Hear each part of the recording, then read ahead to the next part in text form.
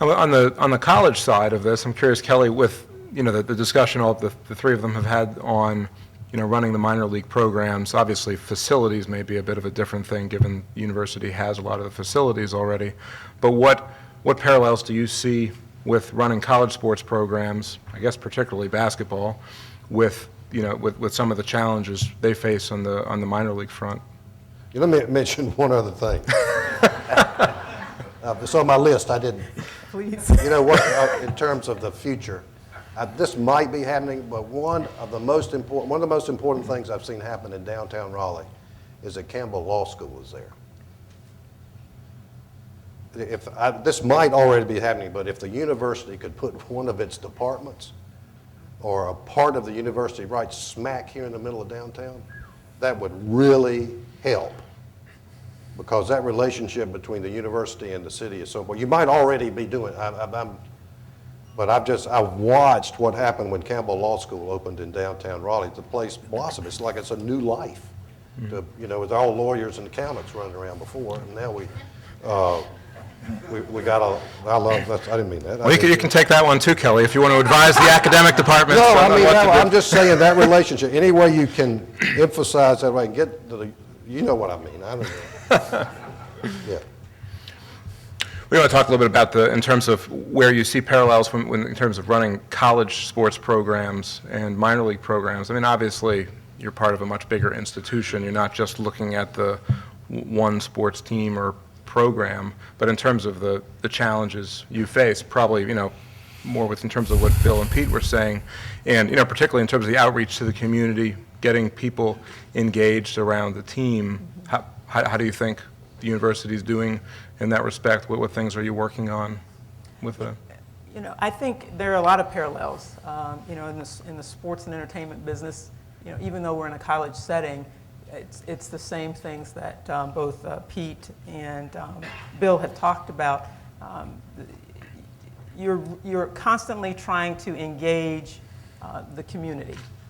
You're engaging them. Our student athletes give back to the community through community service. Our coaches are in the community. I'm in the community. And so I think from that standpoint, when you look at the challenges of getting people to come out to your events, and we talked about this earlier, the difference on the college setting and the pro setting is alcohol. Both at the soccer games and at the Sea Dogs. You hate to say that, but the alcohol part of that makes it a little different in that in a college setting, you don't have that aspect to deal with. But from a sponsorship standpoint, a lot of times on the pro side, you have that opportunity to get some of those sponsorships where in the college setting, and even in our state, the lottery, sometimes advertising dollars. I mean, we have a great corporate partnership program here in the community.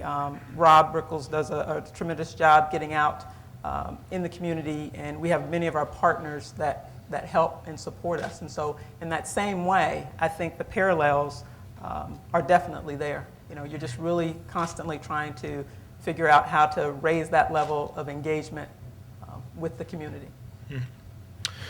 Bill, do you have from Bill was an athletic director as well as a football coach, from the communities you were in, what in terms of, again, getting a community to buy into and support a sports program, what are the most important factors? Well, the University of Richmond, 82 years they have had football played in the city stadium of Richmond, not in their own stadium. Mr. Robbins, who has a pharmaceutical company in Richmond, donated $25 million, and they're playing their first game this year in their own stadium. And he donated the Robbins basketball arena also. You'd like to have Mr. Robbins in in your neighborhood. But Richmond Division I for 82 years. Now they're Division I AA, better known as football championship series, but it's still, you can still have it. Just like here you have Allegiant Field. It's hard to come up with money to build a stadium, and that's one of the big expenses. Mm-hmm. I think that you could go out to Legion's Field and have a very good stadium and wouldn't cost you a lot of money. But what your question was, how do you get? In terms of the outreach to the community, I mean, with your existing sports teams, with your existing facilities, what's the most critical thing to get community buy-in to those teams? Like I say, you need a Mr. Robbins. Yeah. But you involve the community in what you're doing. You let them be a part of it, and they take ownership in it, and they wrap their arms around it, and that's how you get them involved. And they donate money, and they love what you're doing. Let's take a couple questions from the audience. If we can get a microphone to table 25. Livian Jones has a question. With the size city that Wilmington is, I'm really surprised that we don't have a sports commission. With these sports, tennis, soccer, has there been any effort that y'all know of to start a sports commission in Wilmington? There was a sports commission that was started probably early 2000s, and for whatever reason, it sort of just fizzled out. There was some momentum going, and I'm not sure if the chair of that group left town or what, but there was some energy, because there are definitely events around that, we don't know what's going on. Different factions don't know, but we started a soccer tournament back in, let's see, I think it was 95 or 96, and kept hearing about wanting to have tournaments around, and within 3 years we had 110 teams, and now I think that same tournament's 275 teams. It fills up every restaurant, hotels, whatever around. So some coordination and some advertising and working together, I think that would really give us some momentum to get more stuff down here. Another question at table 27 from Phil. Yeah, this is a question for Jim Goodman. Dean Smith always talked about the sports at the university and the cities being the front porch of the city. Talk about the perception, the new perception of downtown Durham with the Bulls and the Performing Arts Center. Yeah, I think, okay, remember now, we're not just talking about getting a minor league baseball team. We're talking about getting a minor league baseball team and putting it in a stadium at the right place before we do the art center, before we do the commercial development that it's, and what, right. I don't think I own the Bulls. But if you own a minor league team and everybody in the community comes to that game and tells you how to run the team, that's how you run it. I mean, the people in Durham believe that that's their team. That creates a sense of community. Everybody brings the family. The same thing happens when you go to the Performing Arts Center.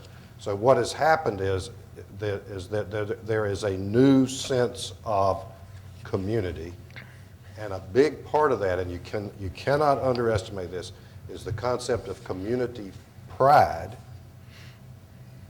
that comes from having the team and having the Performing Arts Center and having the downtown development.